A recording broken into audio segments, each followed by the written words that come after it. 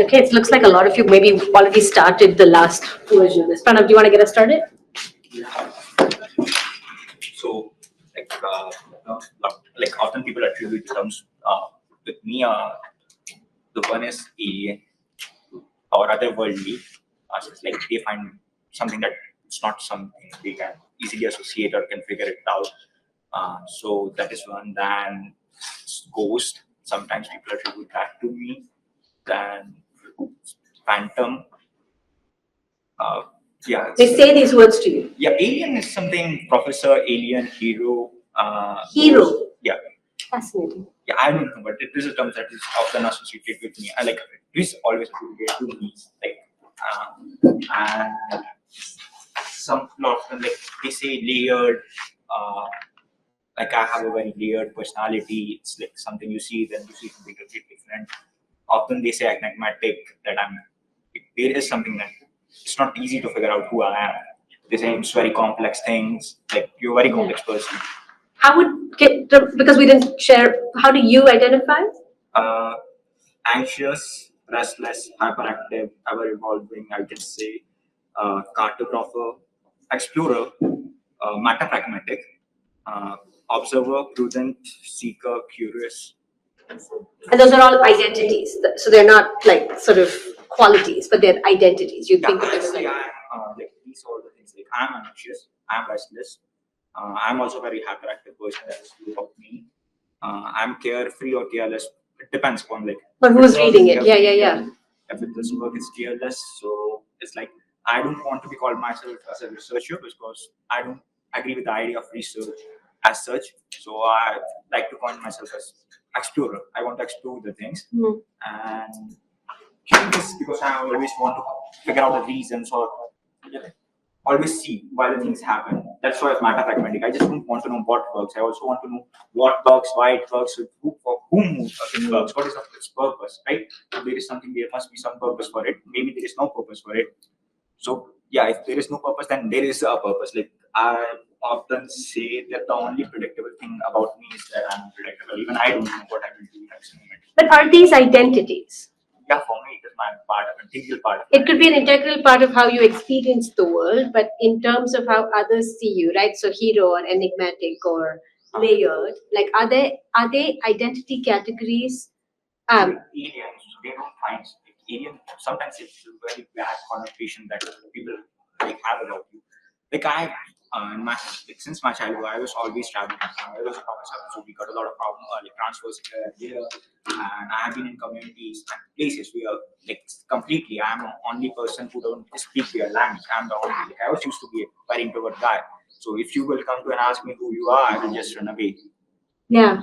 And I used to be extremely introvert person. So people find out like who he's behaving totally differently. He's not having a communication like saying hi and somebody is not right. You hi because I don't know the language that. I guess so then it sounds like an outsider is like part of what you're trying to get at, right? Alien, people will not say like outsider. Like it's very normal term. Yeah, he's outsider. But alien is like somebody. It's not something that you would say. To a normal person, you are an alien. Like Trump uses the word alien not in a very good sense. Did you say Trump uses it? Yeah, Trump uses the word alien. All immigration rules in the US have alien as like part of their. Yeah. I find taxes as a non-resident alien. Yeah. So in the same way that Trump uses it, a lot of people use the term alien for me. Like he's not part of our culture. He's not part of. We believe in the things and that kind of thing. So it is that. And often, so the part of being hero or something like somebody who's because I have to fight every place I am to say that yeah I also have a right to exist here and I'm also part of this thing. You cannot just like, erase my name or my being from here. Right, and I'm trying to. That's why the hero thing. I think the conversation about intersectionality is also about how we use identity to connect with others, right? Like whether we can build movements and some of these categories, and we're also trying to understand what the tensions are in the category. So if you read yourself as an outsider, but someone uses a term alien for you, right?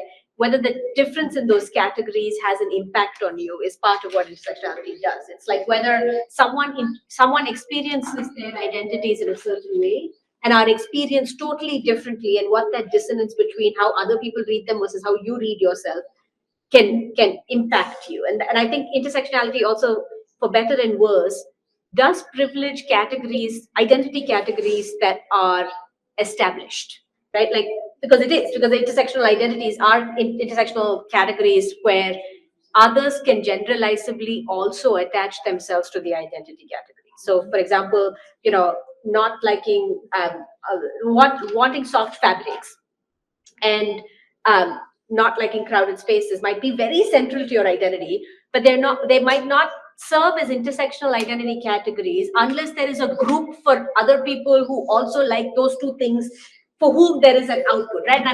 What I'm trying to do here is that there are all these identity categories, there's intersections to them, so technically they are intersectional categories. But unless those intersections are rooted in something bigger than you, or like can attach themselves to a movement, or can attach themselves to an institutional outcome, then the intersectionality doesn't have the same valence, right? And it doesn't have to be a social movement. It can be a book club for people who hate cats and like soft clothing, right? But that intersectionality is still an intersectionality, but it's not what we often think of when we think of social movements and intersectionality. So that distinction, it doesn't become unreal or less real, because categories are always evolving, right? Like, so the big fight we're having in the US right now about genderqueer bodies, right, is technically that it's not real. It's not disagreement, it's disbelief that it's not real. And the problem with a category like that is that you can respond to it and say, oh, wait, if it's not real, then am I actually real? Like, maybe I'm not real. If I think I'm thoroughly this, but nobody agrees it's a real category, is it a real category, right? So intersectionality has to be with, well, it doesn't have to be. Intersectionality is just any two categories overlapping. But the intersectionality that we understand when we think of law and social movements or law and sociology is intersectionality that can plug into a larger institutional context. And this is why we started the class with like individual interaction institutional, right? Because if it can't plug into a larger institutional structure, then you lose the use, I mean, not the usefulness, you lose the spirit of what it means to get two categories to sit together.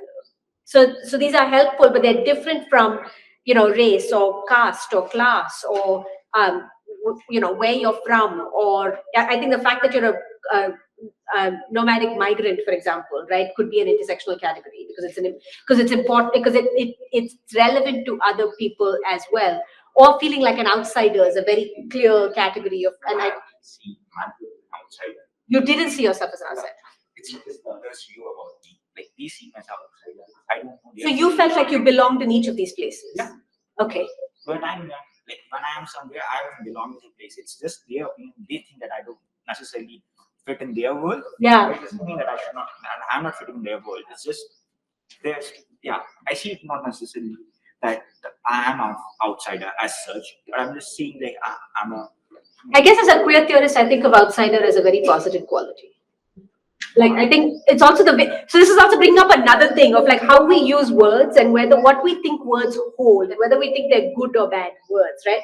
I think of, for example, alien as like a bad descriptor, but like not as a bad thing. In the same way that someone might, my father, for example, thinks using the word queer is a insult because when he was young, like that word was used as a slur.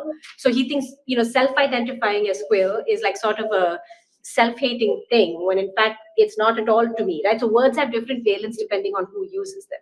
Actually, this my surname Maria. So I was one place. So there is a caste called Bachara. It's in it's nearby Rajasthan, here Chittorgarh. So the profession of that caste is prostitution. So every female in that caste works as a prostitute. Or a sex worker. Yeah, sex worker. It's a caste, like proper caste that categorizes as scheduled caste community. And it's like if you are that from caste, forget about untouchability is a very, you can say, in comparison to the way they live, it's totally different thing. Untouchability is even okay in that sense. It is never okay. No, so I so don't think we can ever put that on the table. Yeah, It is no. never okay. So we don't have to normalize it. Different violences can exist. We don't have to. Yeah, the way they live, it's totally different. Like absurdities there. Like people will be breaking your bones. They will be doing. So I'm gonna put a pin on this because I think I want to make sure we get back to Actually, this. the thing is that this community used to have a surname that I also used to have. So at that point of time, people used to associate me that I am from that caste. Though I don't have a, such a caste because my parents like they don't believe in caste system or that, and we are always moving in here and there. So like they don't have any really like as per I remember about my parents, they don't used to go and practice anything sort of religion. Caste was as such there. Like I have a there's no caste in my like that. So I But don't we think all have caste. If we think we don't have caste, it's usually because we have caste privilege. I'm not aware. In my document also there is no caste related, so I'm not sure about that. So I as a Sunni, we just took like my grandfathers took just because they were part of some movement. They got it, but didn't they ever never practiced anything. So religion was not something that I'm very associated with. See who's in the caste because it is just the wherever my surnames fit. So if Yeah. it fits with some community, that they will associate it with them. If it fits some other communities, they will associate it with them. But for if somebody asks me which caste I like, uh, align with me, I don't think as a Yeah. align with me. And also, it was never a question for me because these all things it becomes a question for you when you are living like for a very long duration of time. Or for any duration of time, I can walk into the room and you can know I'm high caste, like it, because caste is lives in our society in ways that, for better and worse, are incredibly unfelt. Like it's such a caste society. Like there's no way we can undo it. It's like saying you walk in and think I don't have short hair. Like it's obvious that I have. I mean, you might not think short hair is relevant. You might not think short hair is important to my identity, but it's visuality, right? Like so there's like the caste system is so pertinent here. It's like saying race doesn't matter in a US context. Race might not be important to your identity category, but race is always there. Like I might not think I am, like I might think, oh, my the skin color of my skin does not matter, but it absolutely matters in the identity of how I'm read in any place. Sorry. No, but I'm not sure, but from what I've heard from him, I grew up in a small town in South India and whatever. So it's impossible not to know caste by the time you're 5 or 6, so it's there. But if you grow up all over the country, because some of my classmates in Nalsa when I first missed them, I couldn't have guessed their caste or understood anything Totally. about them. Totally. They're from Punjab, wherever they were. Oh, you mean like a different context class? So Totally. if he keeps moving all over the country and his parents have never bothered, never insisted, like made sure that he doesn't know what caste is from, like they've made an effort not to translate.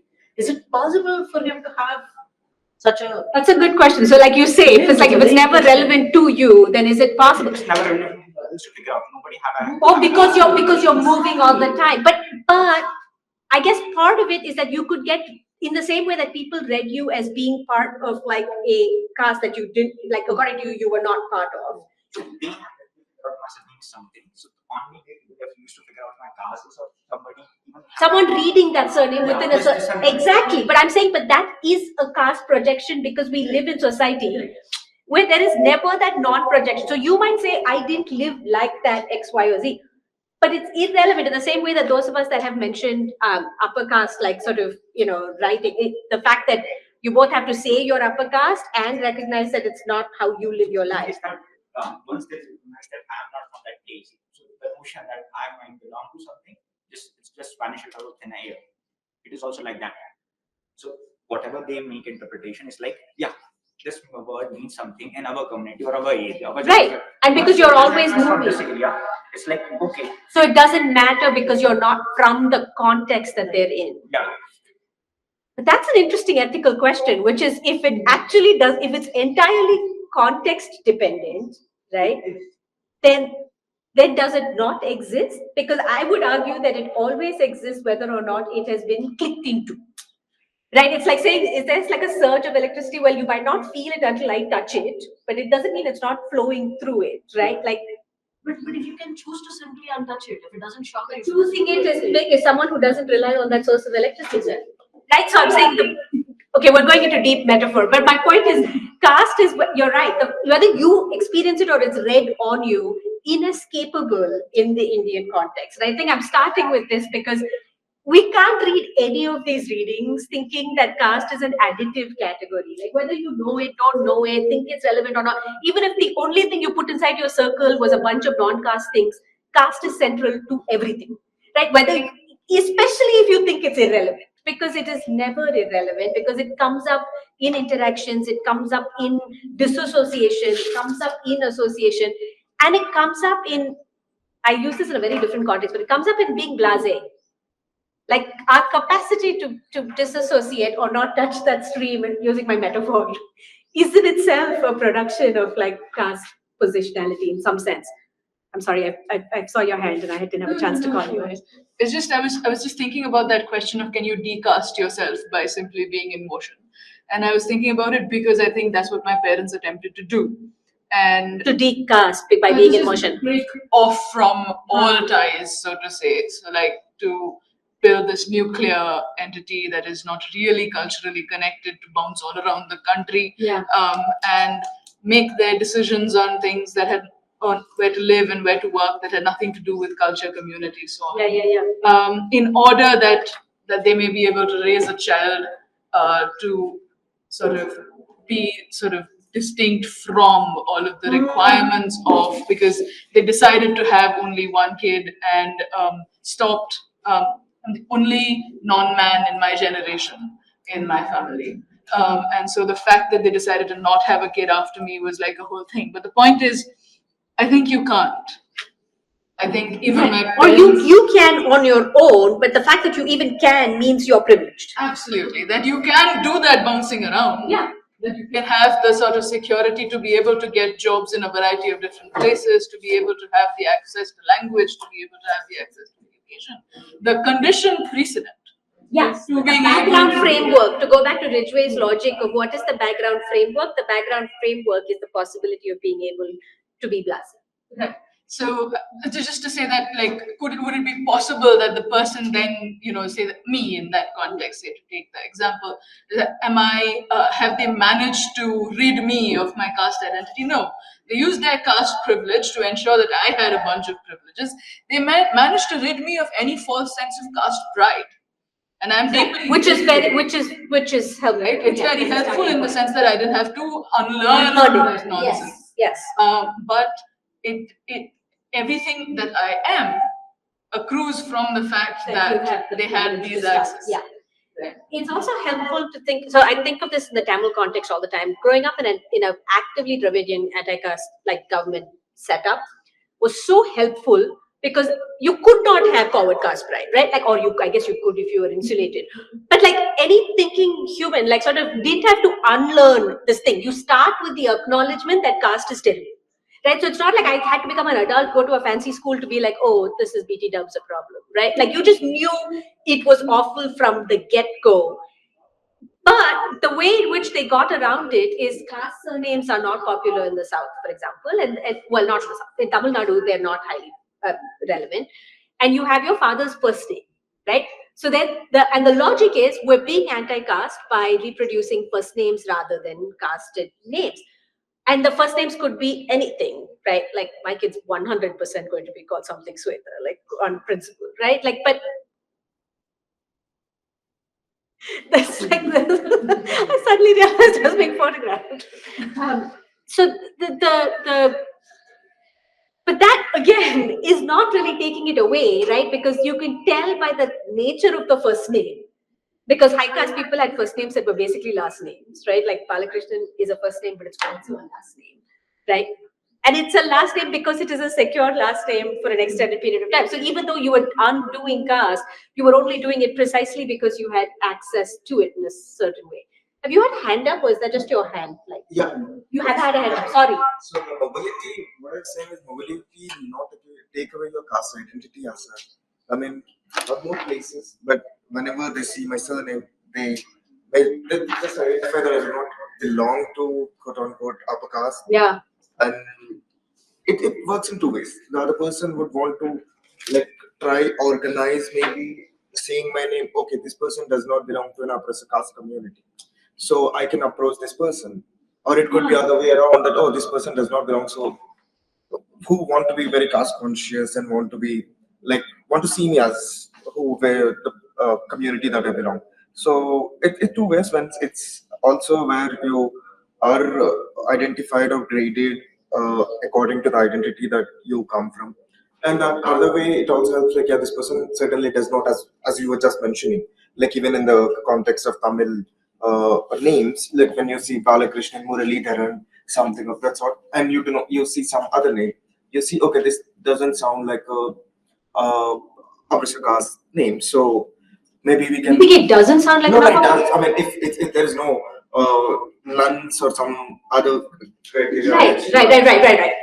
So then you want to see, okay, maybe in our anti-caste organizations, maybe we should approach these people first, or maybe see we can have some support and allyships. Yes. And then you go. So just because you're moving around, moving countries and all. I mean, I've been to London, I've been to other European places, but still I'm identified as an untouchable by my surname. But you can, and you, and so that was going to be my next question, which is like sometimes does global cosmopolitanism flatten it? And I think the answer is no, because it's always like central. If anything, it's even worse because they assume that if you're there, then you must be a very privileged person. Like they're like, if you're here in the room, then this already means you have undone the caste system, as though it is possible to do that in this country. And I mean, as far as my identities go, I mean,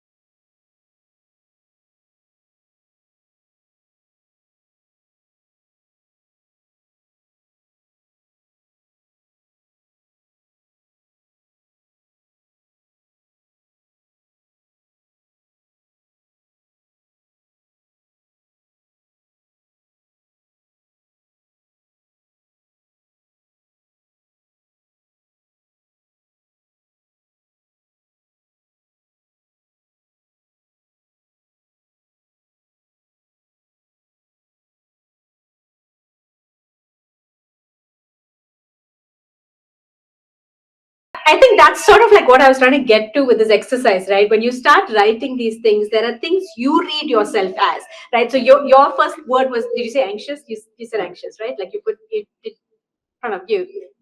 Yeah, you'd said anxious, but like other people read you on things that have nothing to do with your internal identity category because they're reading you based on external scripts that maybe is a good thing because no one needs to know everything about your interiority, right? Like no one needs to know that someone else said soft too. Did you say soft? You said soft. Yeah. So no one else, people don't need to know what it is we're identifying ourselves with in quite the same way. However, like if the exact identity is read like a 180-degree opposite by somebody else, then it's a reminder that identities are not working in isolation, they're working in community. And they either trigger like threat or fear or impossibility with others that you're in interaction with, or they classify you so much that people stop listening. They're like, this is such a radical perspective, I don't want to listen, right? Like I increasingly have to contend with the fact that my one else are not infinitely going to agree with me, which I didn't have to for a long time, right? Like for a long time I was like, you're one else, like aren't you going to love that I'm teaching you critical ways of understanding the world, right? And now they're like, where is the law? Like what am I learning? What are the three things I'm learning about the law because I want to make sure I can take the bar exam, or whatever it is. And that connection reminds me that actually how I identify as a professor is like only one tiny part of it. But if I'm read as someone that is so full of ideology that I can't possibly teach neutral law, then they stop listening to me, right? Like then they're not even thinking of this as actually law. I truly believe that every framework we learn in a class like this changes the way you practice law. Like I truly believe this. Like if I didn't do it, I wouldn't have the conscience to teach in a law school, right? But if the other person challenges it at the get-go and doesn't even listen to it, they're like, oh, this is like such a radical perspective, I'm not going to listen to it. Then you've lost even the capacity to move a little bit how you think of that intersectional identity. So these identities are so community-based, even when we think they are individual. Yeah. I've had like multiple hands go up, so I'm gonna, yes, Prashant. Ma'am, I identify myself as a Muslim, but people identify me as a terrorist and a Pakistani and anti-national. Like even recently when Delhi blast happened, a few of my classmates called me and said, Ali bhai, when should not go out so that we can be safe. Like it was like on lighter note only. They were just kidding, but it hurts because there is nothing to do with that. I have nothing to do with that. But still, people associate us. Even my name is Muhammad Khurshid Ali. Most of the people call me Ali, but few friends call me Muhammad Khurshid Ali Jinnah. It's on lighter note only. Always it is like that. They are just kidding. But why I am associated with some other country? There is no relationship between us. And it always like even when I was in my undergrad, then also many people ask like always if we are in the group, the totally point comes at certain point and it focused on that one thing that is my religion, which is very personal to me. Like there is nothing to do with my religion, right? Everyone is following their religion, but four people are there. There only one religion is has been discussed. Yeah. This is, yeah. But, yeah, which is something we were just talking about, which is like why is Islam brought up as a religion when like other people would not associate religion to the identity category otherwise? Yeah. Can I just make a note about you've said this was in the lighter note and it was humor maybe 4 times. The fact that you had to establish that someone else is hurting or like violence to you is actually not intentional. That Papam, they didn't feel to do it. They didn't really mean it. The fact that you have to do that labor for them is in itself part of the identity category, right? So for example, when men's group activists, right, feel threatened by feminism, right, exactly. This not is like central to this, but if they feel threatened by feminism, they're not thinking, Papam, they didn't feel it. They were only joking. Like the thing they attribute to this is active violence, right? It is active intention, it is active necessary intention. It is a way of considering, it's how when people are from a identity category that is lower in the hierarchy, or like, I mean, because everything is hierarchical. If you're lower in the hierarchy, then you assume that the other person is only joking. You assume in the most polite ways that the other person, even if they've hurt you, he's not doing it out of meanness or malice or, awful things. But that's never offered to you in the other way around, right? People would never, if you did that, I don't know, like I can't think of a context right off the top of my head, but if you sort of did the same thing with somebody with a much more secure identity category, they would find deep offense in it. Actually, gender is a great offense. Like if you tell someone something um, like non-feminist, right? Like something non-egalitarian. Because feminism is like established, like Savarna feminists will be like, I cannot believe you said this thing that was off for good reason, right? Because there is a hurt. But they would say that they would never assume that there was a joke. The hurt will be validated. But you, like even as you're recalling something that hurt you, are saying, well, this must have been a joke, right? And I think that comes back to the fact that some identity categories are seen as too much. But part of it is because you're seen as too fragile. You're like, oh, you don't want to be the person that creates a fuss. So you're trying to like superimpose this thing as actually not that problematic, which is interesting. Yeah. But isn't that also because most times, in this case, it's supposed to be fun. Right? If somebody gives me a different answer because I'm a woman versus a male colleague in a governmental setup in Hyderabad, like typical, it's not 99% of the time, it is honestly not coming from a place of malice. They just believe women should be answered from a more different perspective. But you could, if on the other hand, I or anybody else was doing this to men on purpose, clearly it's on purpose. That's not the norm. That's not the patriarchal world. That's not the majority world. So is it not obvious that, of course, or you're saying intention itself can be queered because at the core of it, some intention needs to be there. Needs to be there to do the other way. This can be habit, mistake, joke, all of that. But the opposite has to be with intention. It's not natural. But natural is intention, though, right? Like that's the thing. Like part of why I know they're not thinking, but I'm saying part of the reason we're interrogating a class in a class like this is that the things that are normal or natural or unnatural, right? Like at the core of it is intentional. You actually have bought into the script that this is natural. But if you have bought into the script so entirely, Subconsciously. consciously, to the point of, is your intent so much the point anymore? I think intention itself is not the point. That's the larger thing I'm making the case for. I'm trying to get us there. I'm trying to get us to the point where intention does not matter. If you have hurt me, right, and you do, and memory, because memory also works in a strange way. I think a lot about, when someone like hurts me, 10 years later, I am still sitting with this trauma and I'm like, I can't go to the mess because this is terrible for me, right?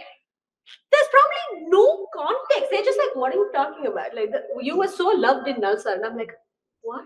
Like, that is not how I remember this, right? Like, and so then it's also memory. So it's not just intention, it is also memory, it is also recall. And part of me thinks, I don't care about intention. If you have hurt me, if you've said something that is actually making me feel less than in a situation, your intention actually does not matter. Right, and that, which is counter to how we think of the law, right? Mens rea is such a central part of how we consider harm that non-intention is actually thought of as, that's not a thing. And so the thing that we're reading in 2 days, right, like this piece blase, is like literally about non-intention. If something is not even intentional, what do we do with the harm that is caused? I don't know. To me, it feels more forgivable. Fascinating. Without intention. But I think that always puts the hierarchical system in place, right? If someone who is upper caste never thought about caste because it's so central to them, they have never had to think about it. But the other person that has had to think about it their entire life questions it and therefore had intention in calling something out, it is not more forgivable that the person who didn't have intention didn't do it. So I actually think it's the opposite. Because it just reinforces a caste system. Kirtan, I know you've had a hand up. I'm going to come back. Yeah, but the thing is, as well, the caste thing isn't fine if I take it back. Totally, yeah. It never leaves the room. Yeah. It's more about an experience thing, so I'm not sure how to talk about it in more academic terms. So I'll just go ahead with. Do you want me to apologize for not doing academic terms now that we'll both be apologizing? Okay, so basically, similar to the experiences I've heard in this room today, my parents are actually in an intercaste marriage, right? Where my dad is from the lower caste and my mom is from the upper caste. And for the purpose of shielding me away from all of this, they have taken me to another state completely where my South Indian identity is more prominent than my caste identity. But still, I remember the first day of first grade, a girl had come up to me and asked me what my caste was. And I had to go back home and ask my parents, what does caste mean? And they shielded me like that for 12 years, even after I came back to Hyderabad. But like you said, caste doesn't leave the room just because you don't know about it. It was later on in my life when I realized all these interactions I had with my family, where they were talking about me in a certain way or talking about my dad's characteristics and being inherited, were all casteist in a certain sense. And in that sense, I don't think you can really truly decast anything, even though you try to get as far away from it as possible. I didn't know about it until I was supposed to submit a caste certificate. My parents didn't tell me what the name was on the certificate, and I had to go out of my way to ask my parents what does this mean. And because I didn't know the heaviness of knowing what that word means, I told people, yeah, this is what I am, and the kind of presumptions that were thrown at me. So suddenly, being a normal girl, why you're so opinionated? Why do you speak so much? I've never seen someone from your caste be that way, kind of thing. So your gender then got slapped onto like the caste identity. And how's your English so good? That kind of thing. Like I would assume that you're from this kind of background. That kind of, and also the conflict between my parents' family, right? Which I got dragged into a middle a lot because they're like, oh, you still had a second kid, like my brother, my younger brother. For them, it was like almost like this. I don't want to say it because it was like for them it felt like, oh, I was a mistake, and they didn't want to actually have intercaste kids. And then when they had my brother, they were like, so you actually wanted this, like you wanted your kids to grow up like this. And I can see the same thing happening to my brother right now. We have purposely distanced ourselves from our family so that we don't know what their perception of us is.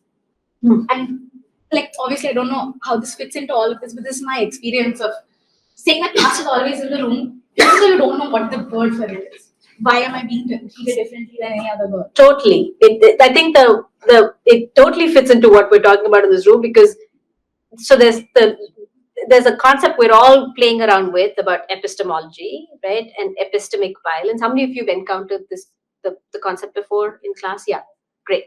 So this idea of what does it mean to feel a harm but not have words for it, and then encounter the words later and say, oh wait, I actually felt that harm, I didn't know that's what this was called, but it's called this. I feel it, right?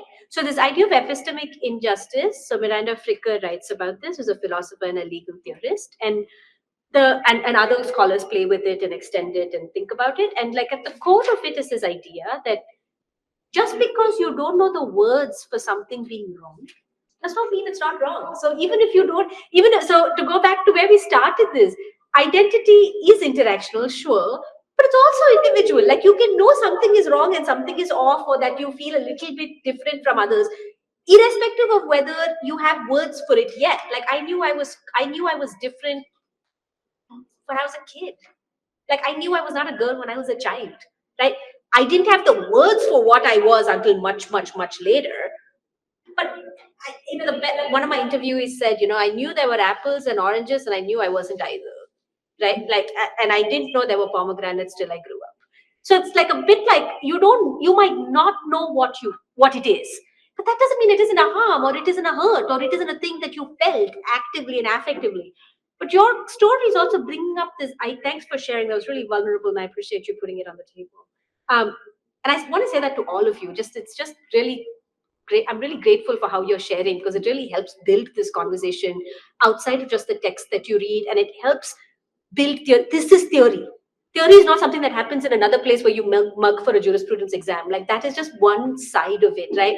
At the heart of theory is lived experience and how we think about it. So really, thank you all for sharing the way you have.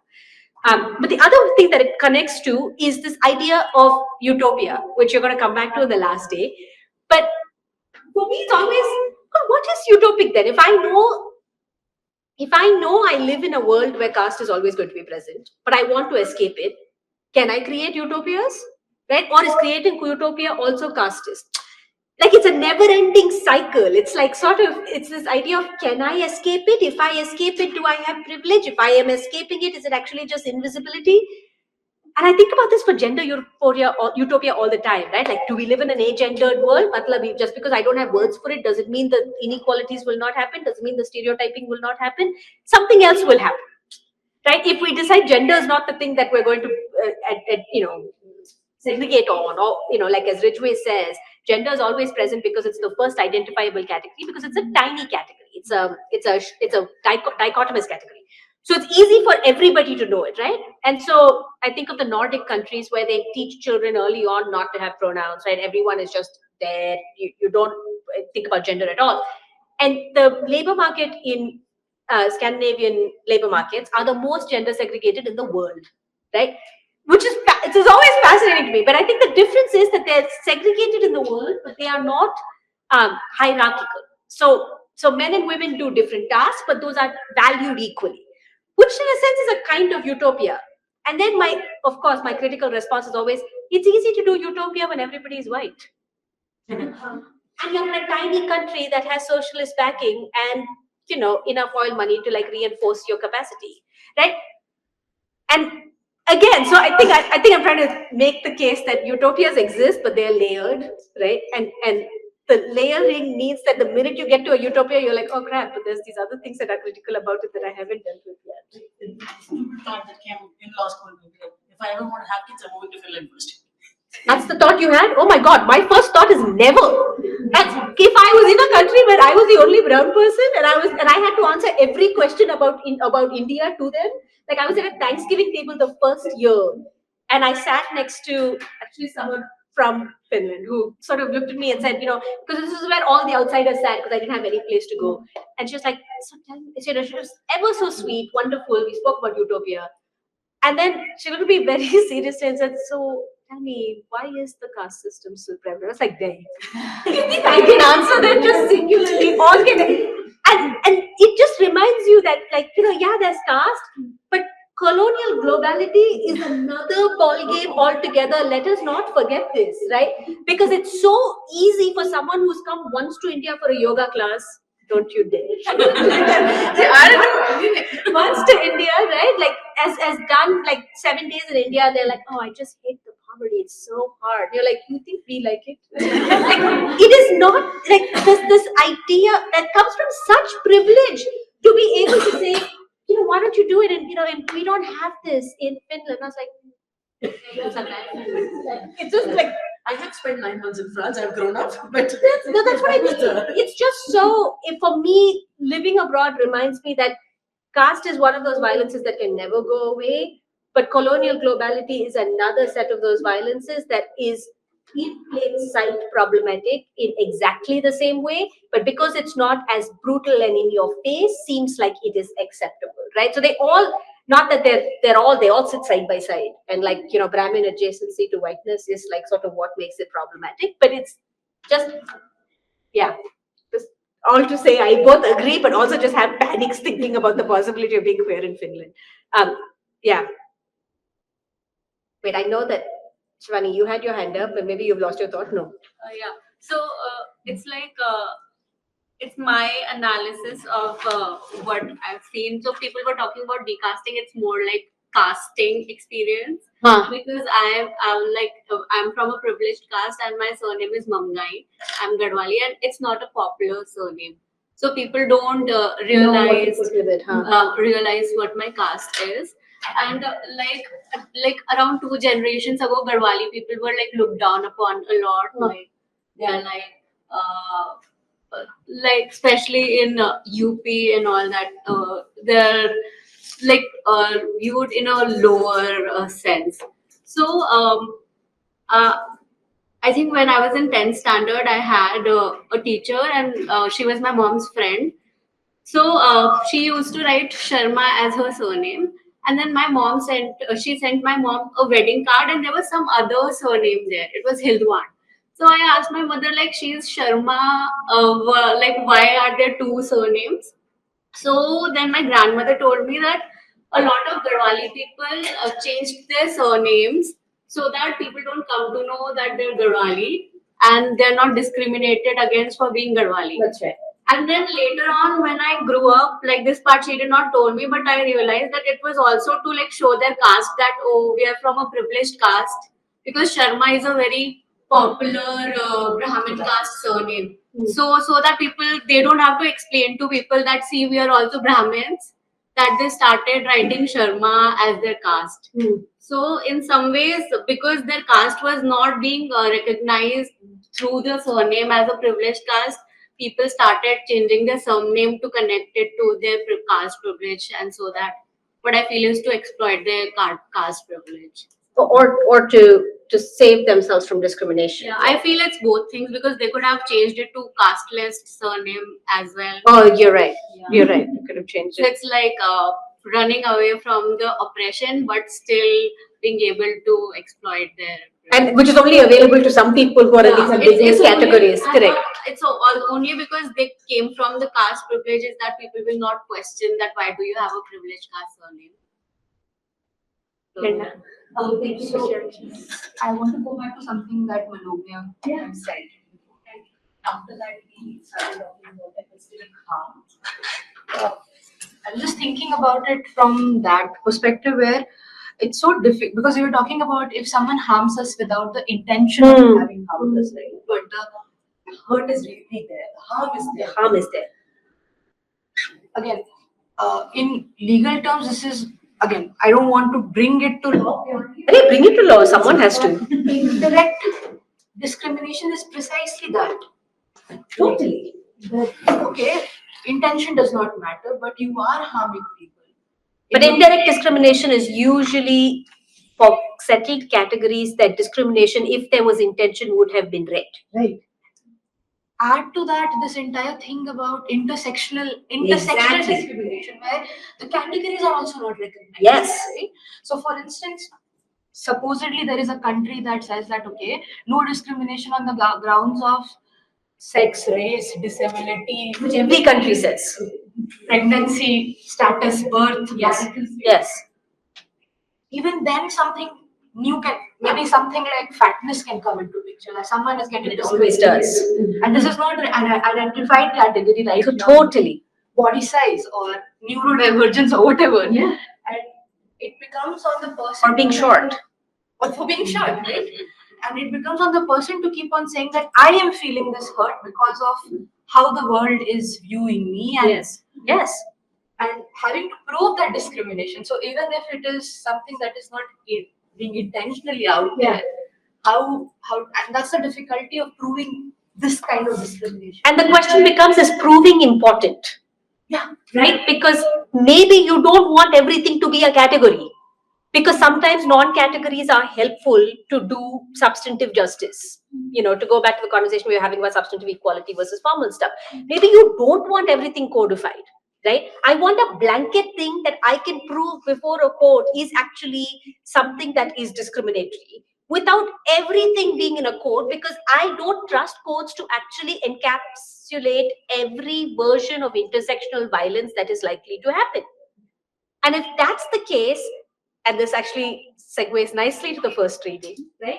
The Janet Haley governance feminism logic is precisely that, right? It's this argument that governance feminism, or keeping feminism within the hands of what can be governed, is actually not going to do you the service you think it is, right? Because it can still have the law say, "Ha, dekho, we did this amazing thing. Like we allowed for this process, we allowed for this future, and this amazing thing can be seen in X or Y," right? So you can push for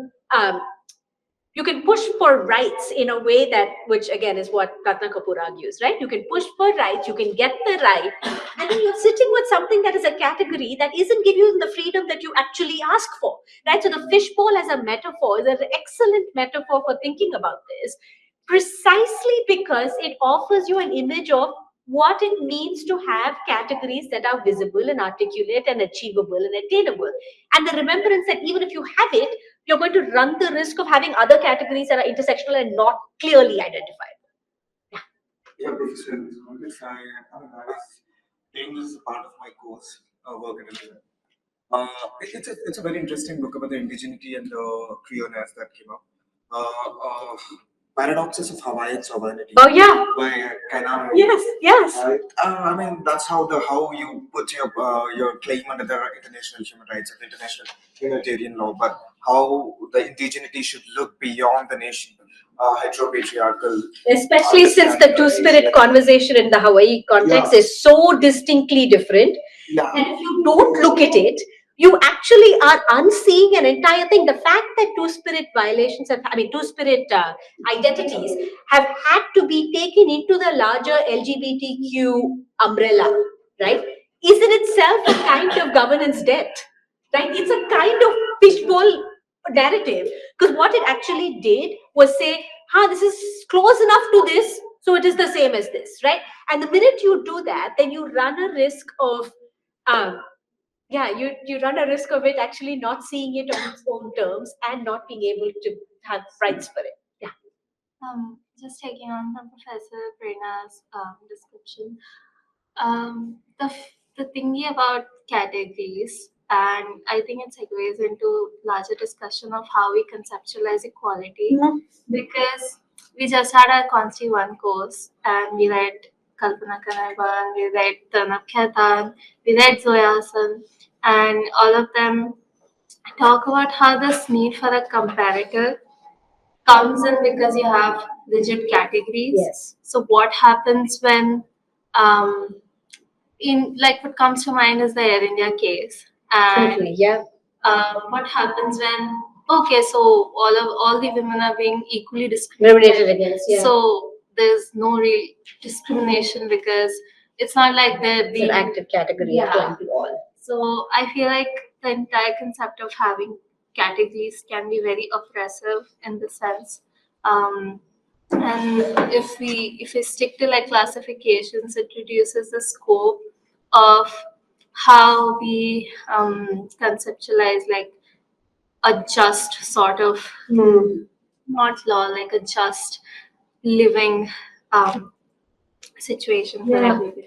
And how that equity has to be grounded on actually not having categories, but a broad enough background framework for everything to be read into. That's why India's civil justice jurisprudence through the public interest litigation logic is so radical.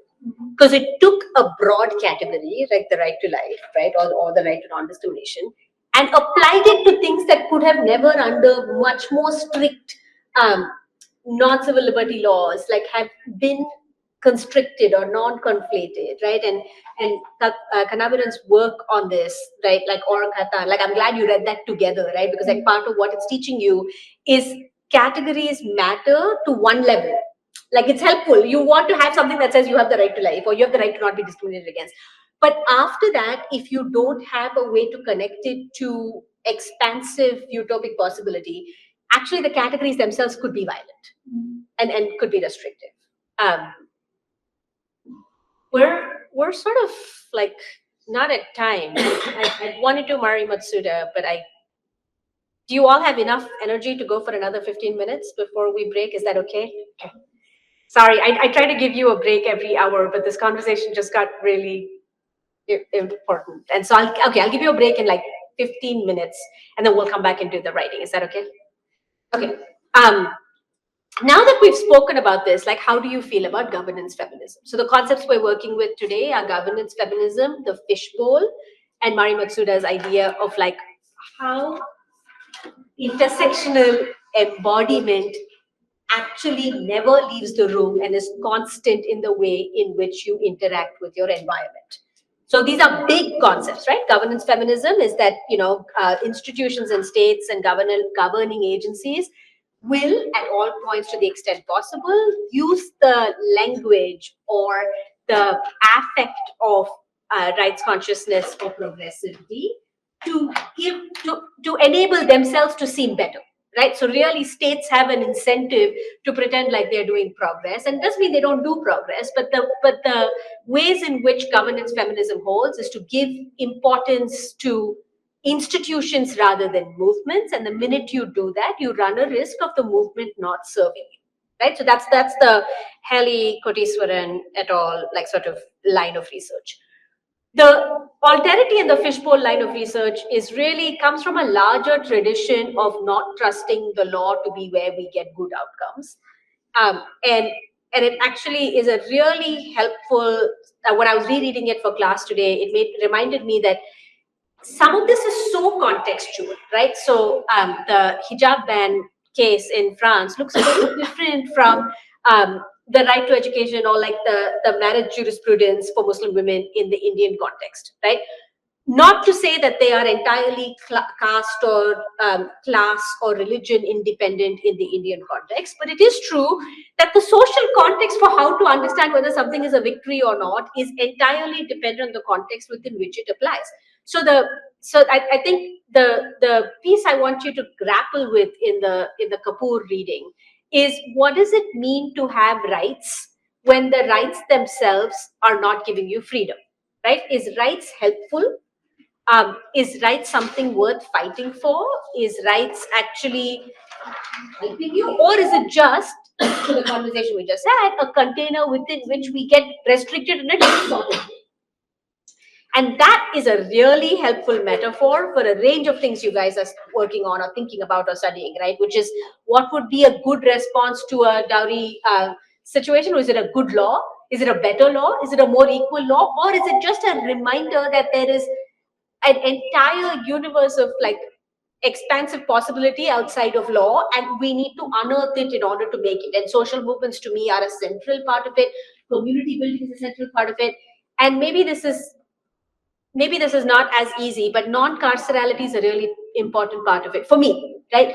I actually think you can't have justice-oriented situations without redistributive justice that are not carceral. So if the response to dowry death is to have longer imprisonment, that's actually, in my view, only, and again, this is just my view, right? Like it is actually reinforcing a carceral state that thinks that punishment is the way in which to stop social ills, which I'm not convinced it is, especially not in the kind of prison systems that we have, not in the kinds of carceral sort of moralities that we share, right?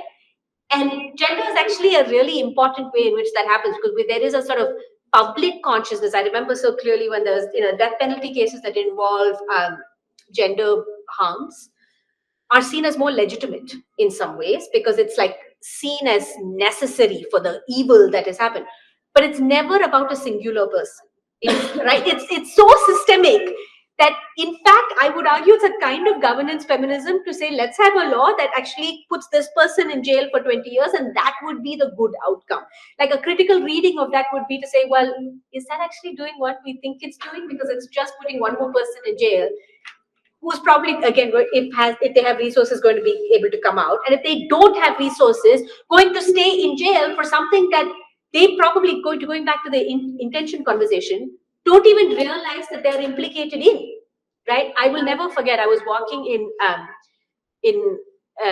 Abu Dhabi, like, and I was with a bunch of white female colleagues, and we were in a construction site, and as always, like when you're the one Indian in a mixed race group, they will ask you about all questions that can answer everything about India since you're the spokesperson. So there was a sort of there's someone who was there's a lot of staring, and maybe people don't realize this when I think we're so used to people that staring is not a thing I even think of as staring. I just think of that as being in a room, right? The fact that people can say I don't like it when I'm with a lot of people is, I'm like, that's privilege. Like the fact that you like space is privilege, because for a lot of people that's not an option. Like, it's like you if you had to go to school by bus, then you just it would be great in a parallel universe if I could teleport between like home and school, right? But if you can't, then that is the context within which you're in. So staring could be read as staring by some people, but to me that means that there's privilege, right? Like what I'm not saying people don't stare. I'm just saying the ability to code something as staring is often um, is often like that you have not been in spaces where people look at you or where you're different or where you're other, like you're pretty normalized. So there was a lot of staring, and they were like, what is it about Indian people and they're staring, right? Which I thought was the most classist comment that I could have received, because it really was asking why, and it was seen as like, okay, if I'm asking an Indian, then it can't be racist. And you're like, no, it is actually very racist to ask me why this is the case and to assume that that is a bad thing. And I was like, well, culturally, we believe in a communal society, so it's not a thing that happens. But the idea that the male gaze on a white female body was particularly violent, which is an intersectional issue that one has with men of color, is also programmed to believe that that violence exists by just existing. Even this is just looking. This is like, it's like, and my point is, you don't know what the gaze is, but you've been socialized into believing that the male gaze is problematic. But when you add intersectionality, it really complicates it, because is the male of color gaze on a privileged white woman who gets to call this out without an interaction with the person actually just culture? Is it intention? Maybe people are just staring. My dad stares all the time at everybody all the time. Like that is just how he exists in the world. I don't think he thinks it's staring. He just thinks it's living, right? Like when he's in a room, he's just like, oh. I was like, stop staring, right? And he's like, I'm not staring, I'm just looking. And I'm like, Papa, that's literally what staring is to the other person, right? Like, so if he doesn't think it is staring and it is not staring, then how does intention play? Like, what does it mean to stare? He's like, I stare at everybody equally, right? Like, which is actually true in this case. But if it's true and you're just looking because it's an awe, because it's a new space, because you're looking, and that gets read as something else, then does intention matter? Does intersectionality matter when it's actually a gender issue and class and race or caste or or global position changes it? And these are complicated. There's no right answer, right? To go back to our question, is the answer that actually if the person felt harm, even if there isn't a name for it, it is a real harm? How does that change our answer now that we think of it with power, right? And this really keeps me up at night. I'm like, oh, if I really believe this, then is it true that someone believe this about something else, and do categories help us? Or if do categories always have to be power ridden? Do categories always have to be class ridden, right? And so really that's what I want you to grapple with the Ratna Kapoor reading and the sort of Haley et al. Readings. Because governance feminism sits side by side with this idea that law is a container. And you can't undo it. And these might not seem like intersectional concepts, but they are at the core of intersectionality. You can't think about intersectionality without power. Power might look like caste in this context. Power might look like class in another context. It might look like race in a third context. It doesn't matter, but power is inherent in social relation. And so intersectionality, if it doesn't invoke power or it doesn't get self-reflexive about power, is not doing work of intersectionality. So when you use the word, when you think of the term, think a little bit about that. It's like, what is the positionality vis-a-vis this? And I think that's why the Matsuda piece is what I wanted to end class on, right? Because the Matsuda piece is at the core of what it means to be an intersectional body in a space that sees you as intersectional and that you see as an intersectional person, right? So being a, she was one of the founders of the critical race theory movement, and like married, her long-term partner at the time, and like now husband is like a black co-founder of the movement, like a black male co-founder of the movement. And now she's doing a PhD in art, which like is so cool. And it's so fascinating to think of what does it mean to live in a body, to always be aware of your body, but to also know that others are always thinking of your body at all points, right? You are never not a body. You are the first Asian American woman to be hired at Harvard. Like whatever it is, you are always your intersectional identities. And what does it mean to always be your intersectional identity? So we've spoken a lot today in this class about when is it invisible, when can I turn it off, when does it matter, when does it not matter? And the flip side of that is like, what does it mean to have this identity that others always see on you, whether you like it or not, right?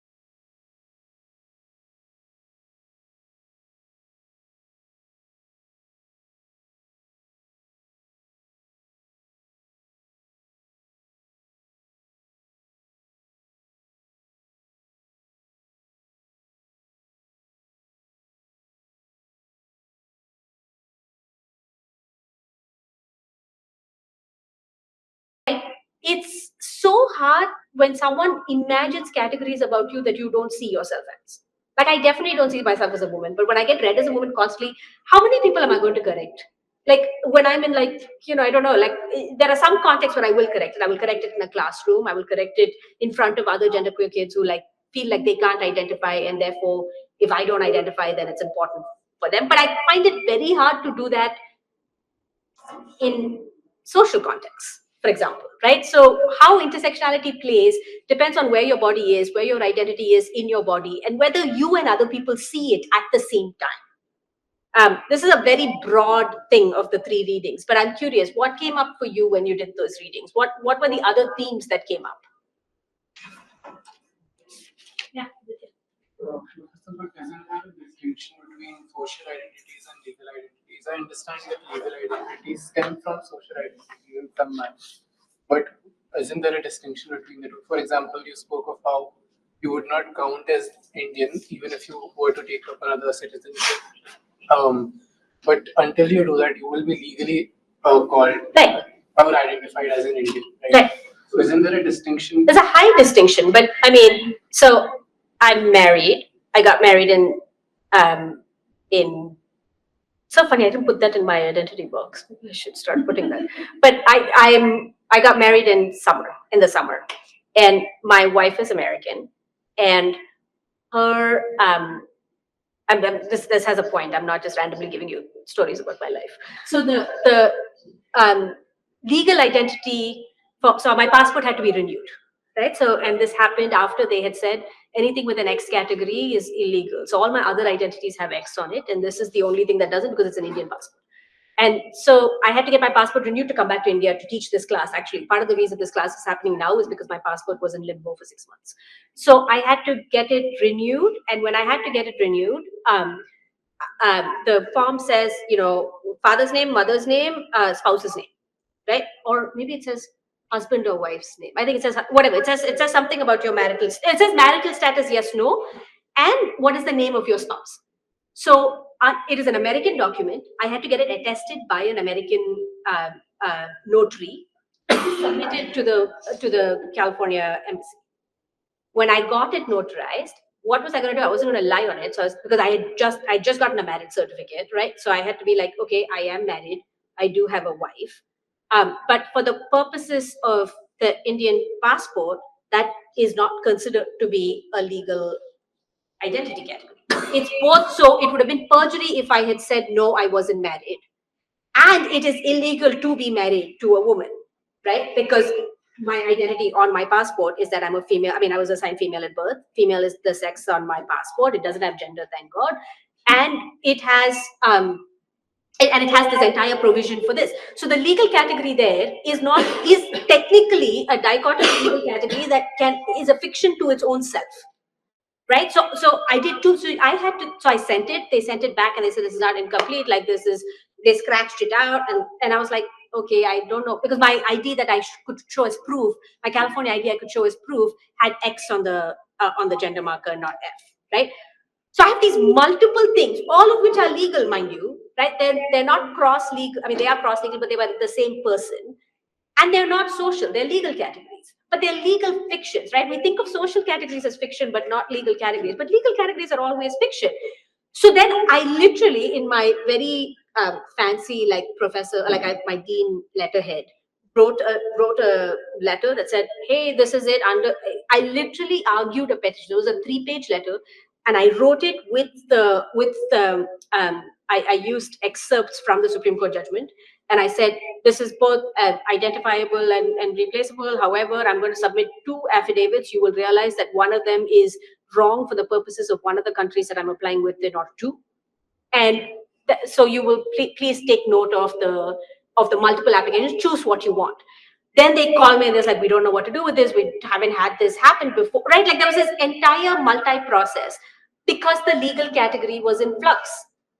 Not to me, right? Like the social category is not in flux to me. Like everyone I know in California knows I'm married. My dad did my wedding. So it's not like I'm very clear that I'm married, right? But I don't believe in the institution of marriage. So it's like I don't really think of myself as married. So socially, I don't think of myself as married, right? Like, but legally, I am married. But legally, I'm not married in my passport. So my passport literally has an NA for my spouse's name. Right, it's a blank NA, and in the application that they returned to me, they cut it off and they said same sex, even though we're not the same sex. So it's just so there are so many complications to what you think of as legal category, and even in the question, whether we like it or not, we ourselves assume that legal categories are fixed and even though they're more constricted, they're fixed, whereas social categories are in flux or interactional or personable, when in fact both those things are fictions. There's no real category. Like it's not even like, the fact that I did write that in the circle means that it's actually not one of my identity categories. I don't think of being married as one of the things that because I was not married for 4 decades of my life. So I don't think of marriage as as an integral part of my identity. But it is a legal category and it is a social category. So I don't know if that answers your question, but I'm trying to impress upon you that all these categories are in flux. They're all fictions, but we think some of them are more important or more stable or have more stickiness, to use that Ahmed's word, than others. Okay, so you have all the papers that we have from yesterday. And part of what we're going to do now for the next half hour is, now you have 6 concepts, right? So you have Williams's positionality. I think Matsuda and Williams both think about positionality from similar sort of places, right? You have that. You have background frameworks of gender by Ridgway. You have governance feminism. You have gender alterity. And then you have the larger sort of gender as structure Risman piece that I just told you about. So there's there's a grander framework to think about gender as performance and structure, and to think about intersectionality. And I think the conversations we've had the last 2 days bridge those 2 kinds of ideas together. So I'm really hoping that what you do today, like this was going to be the first day exercise, right? But now we've made it a second day exercise because a lot of you were not here yesterday. But it's actually much better because then we have, 6 rather than 3 things to draw from as you write this piece. And some of you have questions like whether you want to keep working on the same thing that you wrote yesterday. If you change your mind, that's sort of okay. But it really is not the concept that needs to be changed. It's much more, can you apply the theories we've been reading till now to the example that you have started to think about, right? And the veracity of the example itself does not have to be different. There's not a better example or a worse example. So don't worry too much about what the example is. The thing that is helpful in a class like this is whether the thing that you're addressing can be analyzed from a range of perspectives given what we've read thus far. And that's what I want. That's really the task at hand. It's like, how does the fishbowl change the way you think about this? And you don't have to use all 6 concepts, but I want you to use at least 1 or 2, right? That's what, it's really a way for you to be able to signal that this reading is helping you think about gender differently. And I think of this as a starting point. And then on day 5, Professor Mukherjee will end it with how you think of utopic gender. And that'll be the 5th day you'll be writing. And hopefully some of the ways in which you're thinking about these issues change and I don't know, reflect differently by the time you end it. But that's sort of the hope of the exercise. That's why you have these writing periods in it. Like I said, usually I teach this over 14 weeks, which allows you to write a whole paper. You're not going to have the chance to do that. So it really doesn't matter how much extra outside research you're doing. That's not what's at stake. It's really the things that we've read thus far. Are they changing the way you are writing and thinking about what the issue at hand is? So that's the task. So we're going to give you back your papers. You want them to write on a separate sheet? No. They just keep writing on this, right? And and put the date and keep writing. It's not for absolute clarity. What you're being judged on is not whether you put. It's really, are you being able to connect the analysis of what we've spoken about in class to the things you're writing about? That's what's at stake here.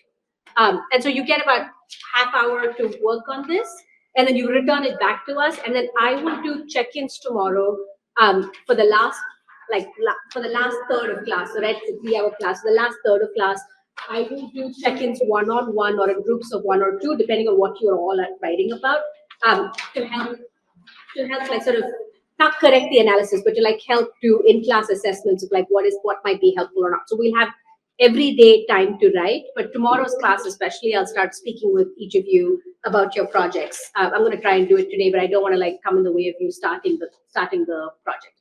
But from tomorrow, we'll spend time actually going back and forth about whether this is a helpful idea and how to workshop it and how to give feedback, which are all critical skills when you're writing about gender. Well, you're writing about anything, but specifically when you're writing about gender. Yeah. I was not here yesterday. Yeah. So I'll give you a brand new sheet of paper. We're just thinking about a concept that you want to focus on the next 5 days, and use some of the concepts that you read for class yesterday and today to start analyzing. By example, It could be a personal story. It could be an issue, like something about gender and the law that you want to focus on for this week. Okay. Yeah, and it doesn't matter what it is. It's starting and really using. The hope is to have some kind of assessment that allows us to connect the thing you're thinking about to the concepts we've been working on in class. I haven't signed that. Yeah. Do you want to just submit your Yes. thing? Yes, perfect.